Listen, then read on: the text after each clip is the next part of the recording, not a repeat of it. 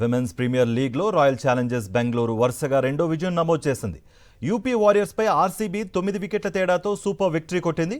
Grace Harris కేవలం 40 బంతుల్లో 85 పరుగులు, స్మృతి మందాన 32 బంతుల్లో అజేయంగా 47 పరుగులు చేయడంతో ఆర్సీబీ యూపీ వారియర్స్ను 9 వికెట్ల తేడాతో ఓడించేసింది. తొలుత బ్యాటింగ్ చేసిన యూపీ నిర్ణీత 20 ఓవర్లలో 5 వికెట్ల నష్టానికి 143 పరుగులు చేసింది. టాస్ గెలిచి బౌలింగ్ ఎంచుకున్న బెంగళూరు చక్కటి బౌలింగ్తో యూపీని కట్టడి చేసింది. ఆర్సీబీ బౌలర్ల దాటికి యూపీ బ్యాటర్లు నిలవలేకపోయారు. దీప్తి శర్మ, డియాండ్రా డాటిన్ తప్ప మిగతా బ్యాటర్లు పెద్దగా మెరుగైన ఆట కనబరచలేకపోయారు. యూపీ వారియర్స్ విధించిన 144 పరుగుల విజయ లక్ష్యాన్ని బెంగళూరు 12.1 ఓవర్లలోనే 1 వికెట్ నష్టపోయి ఛేదించింది. అయితే ఇది WPL చరిత్రలోనే రాయల్ ఛాలెంజర్స్కు వేగవంతమైన చేజ్గా నిలిచింది. మరోవైపు WPLలో నేడు ముంబై ఇండియన్స్తో గుజరాత్ జైంట్స్ తలపడనుంది.